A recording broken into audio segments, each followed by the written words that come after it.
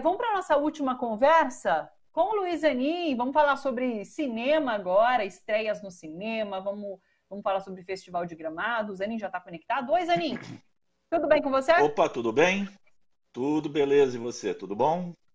Tudo certo também. Foi uma semana boa, inclusive, descobertas interessantes lá no Festival de Gramado. A gente separou, inclusive, algumas imagens dos principais filmes que o Zanin vai trazer para a gente.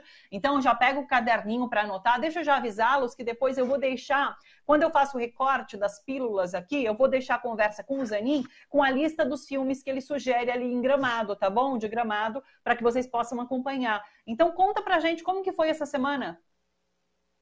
Olha, foi uma semana intensa, viu, Thalita? Como costumam ser as semanas de festival, mesmo que sejam online, né? Mesmo que a gente esteja em casa, tem muito filme para ver, muito debate para assistir, muita matéria para escrever, então eu estou um pouquinho cansado nesse final de semana, não acabou o festival ainda, mas estou satisfeito, vi muita coisa boa. Os filmes todos das mostras competitivas já foram apresentados. A última sessão competitiva foi ontem à noite. Hoje à noite tem um filme de encerramento, que é fora de concurso, e amanhã sai a premiação, saem os ganhadores dos Quiquitos, que são os prêmios que o Festival de Gramado dá, né? Mas, fazendo um panorama geral, independentemente de saber, você não vai me botar numa saia justa e perguntar quem eu acho que vai ganhar, né? Mas claro Porque que isso é vou, a né? coisa que... É claro, eu tinha certeza, eu tinha certeza. Então, eu vou dizer o seguinte: você sabe que votação de jurados de festivais de cinema, e jurados em geral, né, são um pouquinho imprevisíveis, né, e derrubam muito as previsões que a gente possa fazer. Então, o que a gente pode dizer é o seguinte: que eles vão ter um bom trabalho, porque para escolher os filmes vencedores, eles vão se debruçar sobre alguns filmes que são muito bons. Não é sempre que isso acontece, não. Muitas vezes você está num festival e desponta um filme que é tão mais impactante, tão melhor que os outros, fala, esse filme vai ganhar os principais prêmios, e o que sobrar vai para o resto. Eu acho que não é o caso nesse ano. Eu acho que tem vários filmes mais ou menos no mesmo nível, um nível bom, e que devem talvez dividir os principais prêmios. Eu fiquei muito bem impressionado, para te citar um filme que talvez se Quero o eu nome. tivesse no júri eu votasse nele, Quero o que nome. chama Homem-Onça. Chama Homem-Onça, de Vinícius Rei, que é um filme do Rio de Janeiro, e que toca num problema assim muito próximo da atualidade nossa, que é o problema das privatizações. Então ele conta a história de um funcionário de uma companhia estatal imaginária que está sendo privatizada. Esse cara é interpretado por um ator que eu acho assim fantástico, um dos melhores atores brasileiros assim, que é o Chico Dias. Esse cara, ele tem a vida toda arrumada, ele é chefe de uma seção de projetos ambientais da companhia, ele é premiado no exterior, ele tem aquele cotidiano com a equipe dele, com os colegas de trabalho, vai jogar futebol society depois do expediente, depois vai para barzinho e não sei o que e tal. Tem a vida toda arrumadinha. E aí, quando ocorre a privatização, o que se tem é a desconstrução desse personagem. Como esse personagem vai perdendo todas as suas referências, o casamento dele entra em crise, ele tenta se reencontrar voltando para a cidade de origem dele, e tudo vai, vamos dizer assim, se dissolvendo na vida dele. Né? E o interessante desse filme é que ele é baseado na história real do pai desse diretor, que é o Vinícius Rei, que é um diretor muito bom, já experiente, já tem alguns longa-metragens no currículo, e o pai era funcionário da Vale do Rio Doce. E com a privatização da Vale, o pai foi demitido e esse cineasta assistiu todo o processo de desconstrução psicológica e existencial que esse homem sofreu. Então ele faz esse filme em homenagem ao pai. E é um filme muito tocante, é um filme muito bom. Filme muito bom, você fica acompanhando aquele personagem muito próximo a ele, só os grandes atores conseguem fazer isso, né? Você se torna próximo do personagem, como se fosse um amigo seu, você está lamentando o que está acontecendo com ele. E tem essa atuação do Chico Dias, que eu acho que já o credencia a ser um fortíssimo candidato ao prêmio de melhor ator. Zanin, sabe que eu fico curiosa? Você vê um aprofundamento de questões sociais no cinema brasileiro de hoje? Com certeza. E o próprio recorte do Festival de Gramado foi nesse sentido. Então, por exemplo, vamos falar de outro filme que eu também achei bem legal, que é um filme chamado Carro Rei, da Renata Pinheiro. Esse é um filme de Pernambuco. E é um filme que dialoga com o cinema fantástico, com o cinema de ficção científica. E também tem um outro ator maravilhoso aí, que é o Matheus Nastergalli, que rivaliza com o Chico Dias. Os dois estão maravilhosos. Se me perguntasse qual deles está melhor, eu não saberia responder. Para mim, dá empate, né? E ele faz um tipo que é um mecânico de automóveis chamado Zé Macaco. E ele é um mecânico genial. E ele tem um sobrinho dele, eles têm uma garagem, porque o pai desse menino tem uma frota de carros, né? E esse menino nasce com um dom de conversar com os automóveis, né? E aí ocorre um negócio assim muito interessante. Passa uma lei municipal, né? A história se passa na cidade de Caruaru, em Pernambuco. Passa uma lei municipal que obriga a tirar de circulação todos os táxis com mais de 15 anos de uso. Então aquela frota fica inviabilizada. E existe uma espécie de coisa chamada, não quero adiantar muito, mas a história é tão atraente, uma revolta dos automóveis que estão perdendo espaço no mercado de trabalho. E esse mecânico, o Zé Macaco, ele dá um jeito dele também se comunicar com os carros. E ao mesmo tempo que ele vai se tornando cada vez mais genial, a ponto de inventar aparelhos lá de comunicação com carros, ele vai virando uma espécie de macaco, ele vai evoluindo na escala biológica, né? E esse é o grande ator. Ele vai tomando tique, você passa a ver o cara, sem nenhum efeito de maquiagem, né? Você passa a ver um cara que vai virando um símio, um macaco na tua frente. E é um filme totalmente crítico em relação à industrialização, à obsolescência programada, ao caos que as cidades se tornaram por conta da invasão dos automóveis, né? Ao poder econômico das indústrias.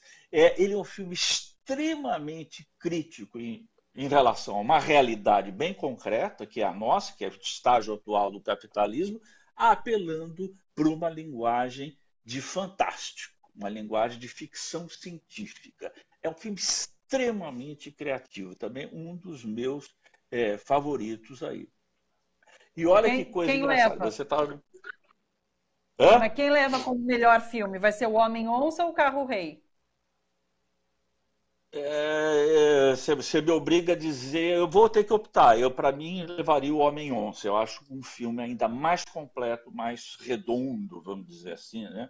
Ele tem mais aspectos, assim, tudo se encaixa nele com perfeição. Mas o Carro-Rei, embora ele não seja, vamos dizer assim, tão perfeito, ele é tão criativo que você esquece eventuais defeitos do filme.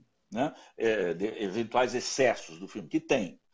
Agora, tem outro filme também, que é esse Jesus Kid, que é do Ali Muritiba, é um filme do Paraná. Esse diretor é muito curiosa a trajetória dele. Ele é de origem, ele é baiano de nascimento, mas ele se radicou no Paraná, Ele é cineasta, foi um dos criadores do maravilhoso festival de Curitiba, que chama-se Olhar de Cinema. Ele foi um dos criadores desse festival.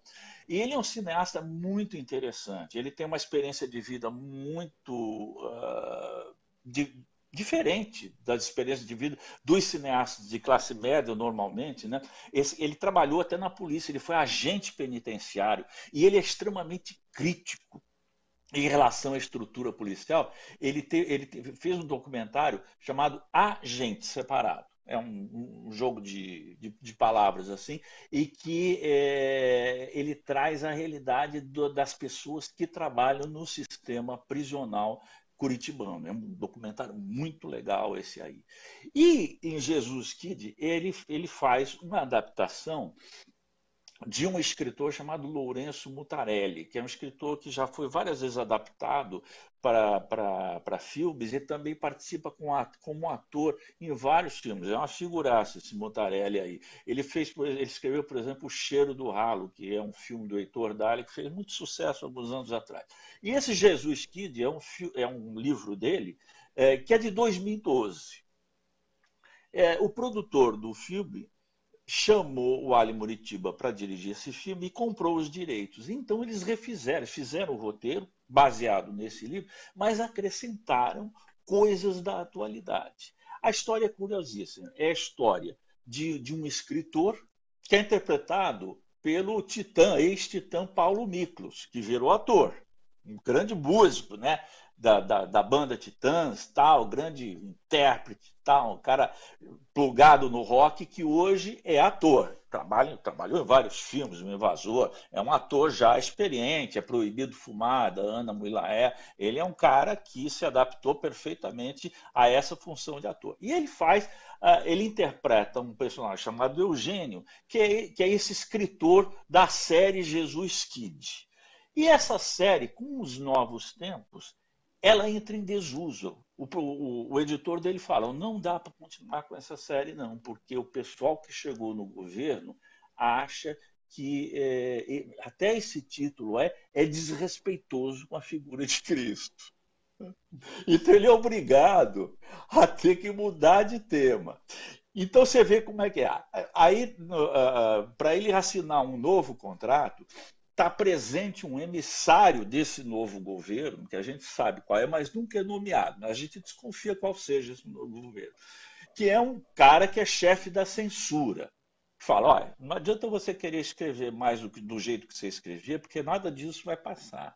Então, eu estou te fazendo um convite irrecusável. Você vai escrever a biografia do presidente. O presidente quer escrever um livro com as grandes realizações que ele fez nesse primeiro mandato e ele precisa de um ghostwriter, algum escritor que escreva isso para ele. O cara fala, não, isso eu não vou fazer.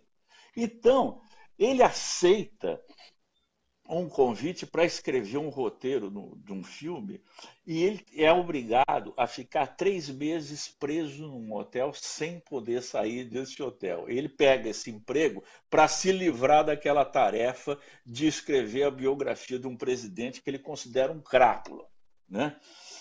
E ele é perseguido pelas forças do governo dentro desse hotel. A trama toda se dá por aí, né? É uma trama assim, muito imaginosa, é uma trama que a gente chama de meta-cinematográfica, porque é a história da escrita de um roteiro dentro de um filme e que dialoga com filmes dos irmãos Coen, com filmes americanos, Jim Jarmusch e tudo. É uma comédia, e eu estava vendo hoje de manhã a entrevista com as equipes dos filmes, ele foi apresentado ontem à noite.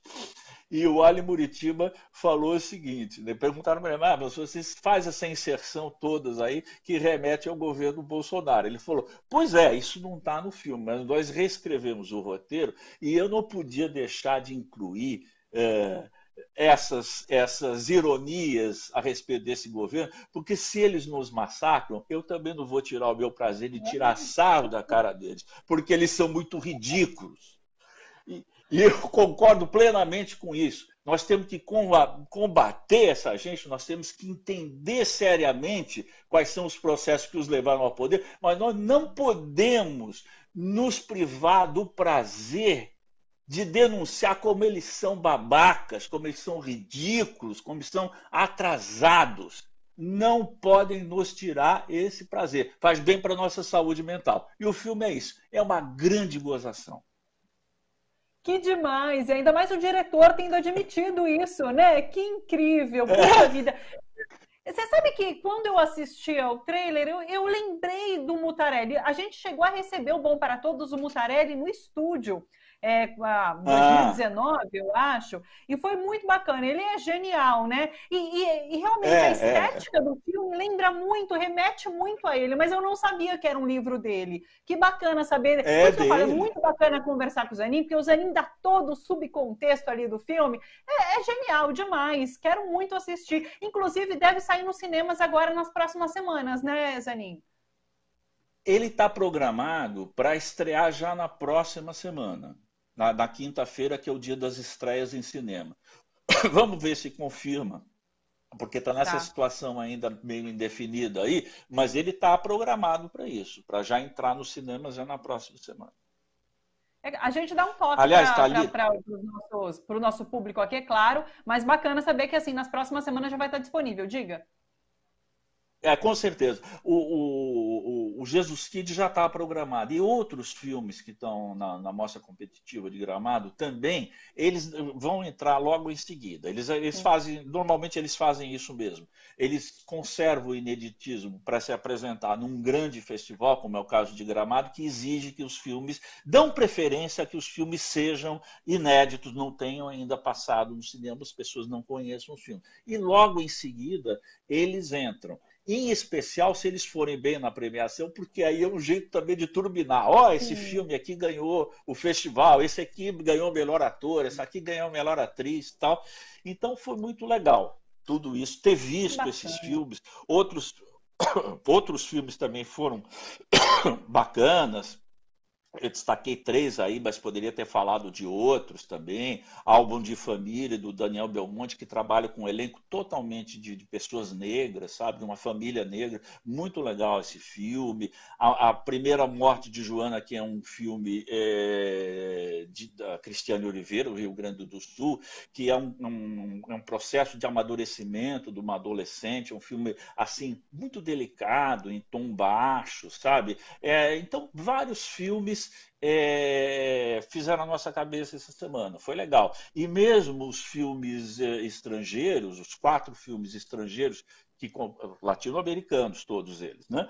Eles foram assim bem agradáveis, bem agradáveis. Ontem eu assisti um filme chamado Planta Permanente, do Ezequiel Radusky, da Argentina, que também toca nessa questão do emprego, sabe? E de uma maneira muito legal, assim, muito aguda, um filme assim muito bem pensado. Tem um filme chileno chamado Gran Avenida, do Moisés Sepúlveda, que são 2 histórias cruzadas também. A gente vê como algumas cinematografias dos nossos vizinhos aqui latino-americanos, eles prestam muita atenção assim ao roteiro, à escritura, como tentam fazer roteiros consistentes, inteligentes, que saiam do lugar comum. É um tipo de cinema assim muito legal. Eu acho que eu tenho muita sorte de ter ido a muitos festivais e ter acesso a esses filmes, e eu fico com pena que eles não tenham oportunidades maiores no nosso circuito comercial. Mas muitos deles estão entrando no streaming. Se você pesquisar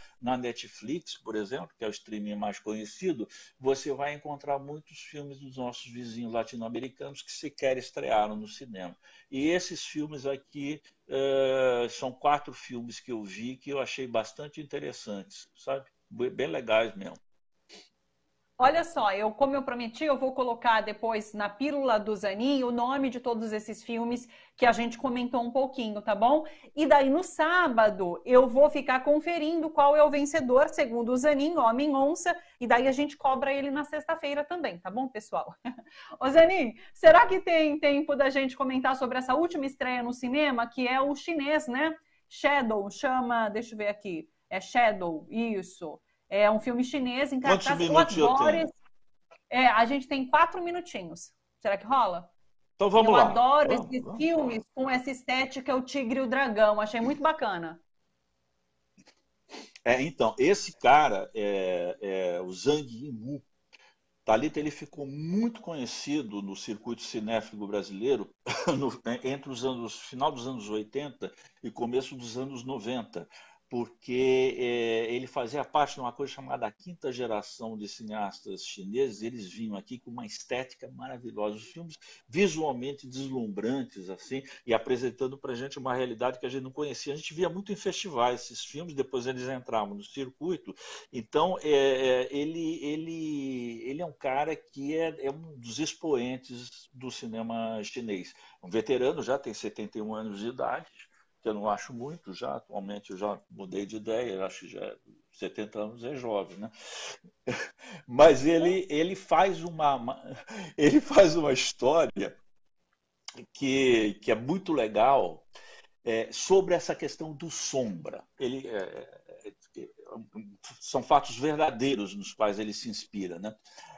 Que na China medieval os reinos viviam em conflito e guerras permanentes, e os soberanos viviam sob ameaça muito grande, sempre de serem assassinados, tal, né? Então muitos deles recorriam a sósias para coisas perigosas. Esses sósias eram que se expunham, né? Era um duplo do soberano, né? E a história que a gente tem aí é a história de dois reinos rivais. Houve uma guerra entre eles e um reino tomou uma parte do reino inimigo. E eles querem fazer uma guerra contra eles. E o rei que usa o Sombra, num dos reinos, ele está muito doente, ele não pode mais atuar. Então, esse Sombra, que era apenas para ser um substituto, ele acaba substituindo o rei para valer. Ele é um plebeu, ele não tem direito nenhum ao trono e tal, e ele é que vai articular toda a manobra assim de combate ao outro reino. E ele tem ainda uma outra carta na manga, que eu não vou dizer qual no planejamento dele. Então é um Sombra bastante diferente, né? E esse filme tem toda essa articulação. Ele é um filme que é uma reflexão sobre o poder, né? Sobre as jogadas para chegar ao poder, para derrubar um e para você ganhar o trono, tá? Que estão presentes em grandes obras. Por exemplo, você pega Shakespeare, grande parte da obra de Shakespeare é feita sobre isso, né? Hamlet, Lear, tal. São filmes de reflexão histórica sobre a violência do poder, né? E, ao mesmo tempo, esse filme Shadow, ele também está naquela onda do capa-espada chinês, né? Então, as pessoas que adoram lutas marciais também vão ter nesse filme, mas com um visual absolutamente impactante. Nunca se viu coisa igual em termos de luta, assim. Eu fiquei deslumbrado assim de ver esse filme, vi duas vezes esse filme assim, porque é um espetáculo cinematográfico de inventividade, de lutas, de armas, tal, e com uma fotografia maravilhosa, porque esse tipo de cineasta, eles capricham demais na fotografia, na coreografia das lutas, enfim, no âmbito visual todo do filme. É um cinema para você assistir como um grande espetáculo e ter essa parte da reflexão política também, que é muito legal.